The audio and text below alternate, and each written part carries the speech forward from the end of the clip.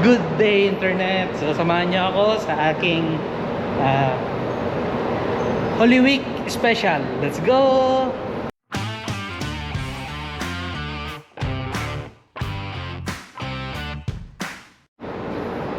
And so sa Holy Week nakakalabas ako. Ayan. So pupunta ako sa isang trip, pero ngayon hanap muna ako saan ako pwede tumuloy. Hi. So ito, naiwan ulit si Aba, hindi siya kasama.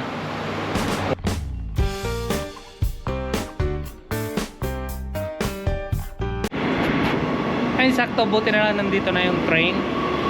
Kaya lang hindi pa pwedeng pumasok sa train. Ewan ko kung bakit. So ayaw pang gumana ng mga pindutan. So dito, ito yung pindutan para mag-open ng pintuan. And so ang train dito ay kailangan ikaw mismo ang pipindot para mag-open yung pintuan. Hindi dito yung automatic na nag-open. So kaya lang, ewan ko, ang dami naming mga sasakay pero lahat ng pintuan hindi pa gumagana.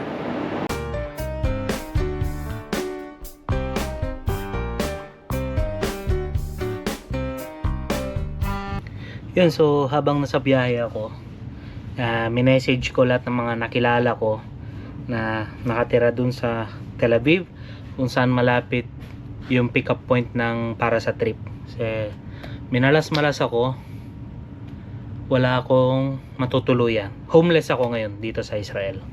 So meron akong mga nakausap, nag-reply naman sila. Ang sabi, hindi raw sila off, kaya hindi raw nila alam. Yung iba naman, sabi nila pambabae lang daw.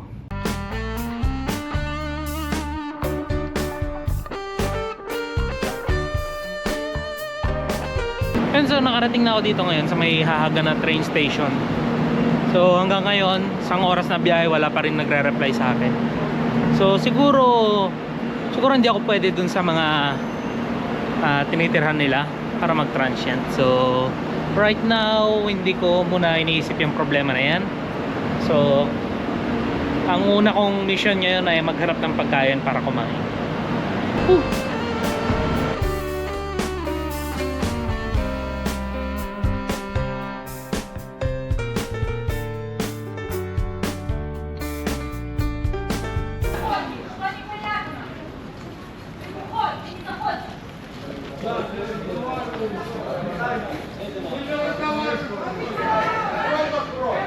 So may nagsisigawan dito.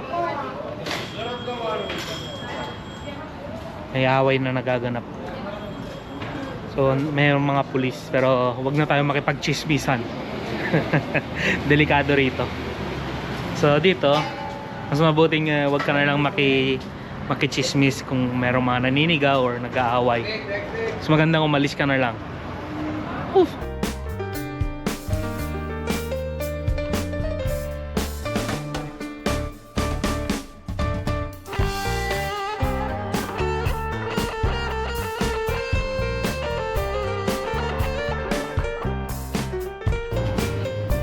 Siguro bibili na lang ako ng chicharon. And hindi ko alam, siguro chicharon na lang.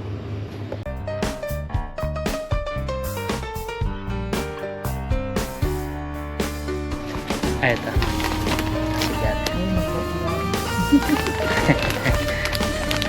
Isa lang? Magkano pa tayo? Dalawang.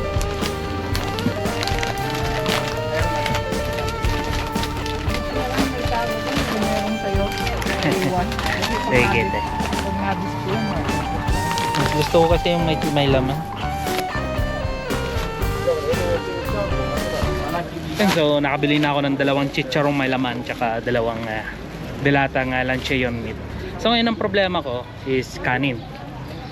Di ko alam saan ako bibili ng kanin, pero siguro nakikiusap muna ako dito kung saan ako pwedeng makitulog. Okay, so right now nakita ko tong nakatatak na to, and minessage ko sila dahil sasama ako sa trip sa kanila. Oh my god, cancel. Yun lang, yun ang problema. So na-cancel daw yung trip. So Yan lang, hindi ko na alam yung pupuntahan ko. Wala na talaga.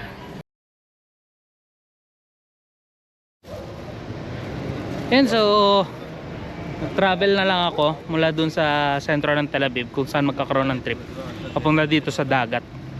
So doon wala na ako mahanap na matutulugan doon dahil lahat naman doon hindi ko sila kakilala, kaya hindi rin naman nila ako pwedeng pag-transientin doon sa lugar nila. So sayang yung chicharon na nabili ko. Dalawang chicharon is worth of 70 shekel. So malaki-laki na yun. So yung chicharon na bili ko, yung chicharong may laman. So ngayon lalakad-lakad lang ako dito sa may papunta sa dagat, and susubukan ko baka sakaling makahanap ako dito ng matutulugan.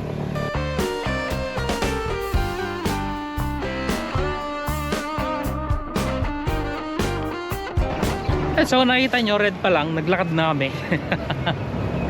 Dito pwede kang mahuli dito dahil stricto sila. Pero pag nakita mo namang walang camera, tapos wala namang mga pulis, kaya pwede lang yun. Hindi ka naman nila huhuliin. Lakas ng hangin dito. Nangangamoy dagat.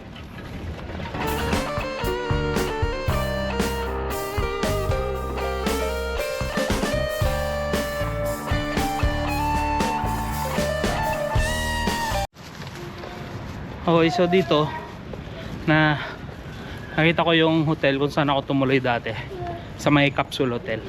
Pero hindi ko alam kung tumatanggap sila ng walk-in, kasi karamihan dito ng mga hotel sa Israel hindi sila natanggap ng walk-in, especially ngayon dahil Friday.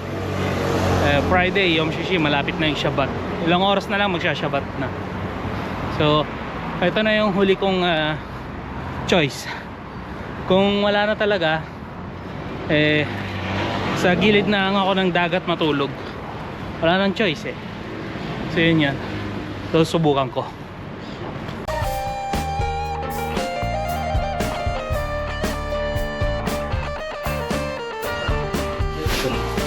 Sana tanggapin ako dito. Hi, shalom. Can I do a walk-in here? Because I don't have... I need your passport, please.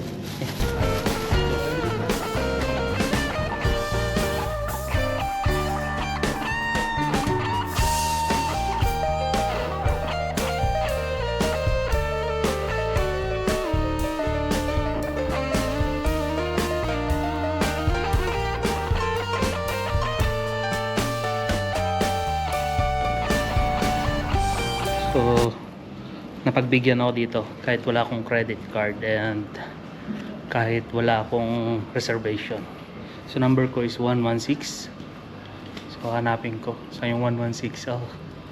Dito 115 to 121. Ang ganda ng lugar ko. Walang view sa beach pero tingin ko okay naman siya. Ito siya, 116. Yan. Okay, so hindi ako beach view ngayon. Yung beach view dati free lang yun na binagay sa akin. Pero ngayon okay rin naman siya. Mataas pa rin. Then okay yung amoy. And ang view ko is dito sa gilid. Sa gilid. Dun yung beach kumbaga. Dito yung sa gilid lang. Pero okay na rin siya. Kaya lang medyo mas mataas ngayon. Tapos salamin. Yung sa dati hindi siya salamin. Okay. So ganito ang buhay ng homeless. Pag wala kang pera, wala na. Pag wala kang pera, wala na. Wala ka na matutulugan. Medyo madumi-dumi pa ng konti. So okay naman siya. Pwede na matulugan.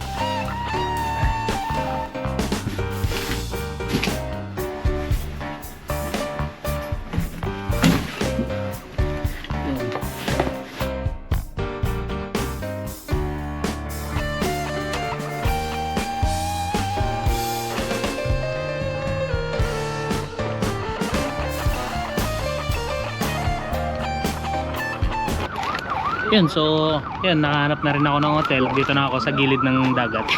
And siguro dito ko na lang kakainin tong baong ko sana na chicharon. Yun, buong day off ko dito na lang mauubos. Dahil walang trip, sayang. Ganito ang Holy Week ko. Naging homeless. Okay, so ganito ang reality dito sa Israel kapag wala kang boarding house. Pero sa part ko kasi di ko kailangan ng boarding house. Yan. So malas ang ating Holy Week ngayon, pero okay lang. At least may nahanap akong matutulugan. Di ako matutulog sa gilid ng daan. Okay, so bago ko tapusin tong video na to, gusto ko munang i-shout out si Idol Ortes Frame Shop 32. Yan. Idol Ortes Frame Shop 32. Yan, mabuhay ka hanggat gusto mo. So shout out sa iyo. So yun. So hanggang sa muli. See you again next week.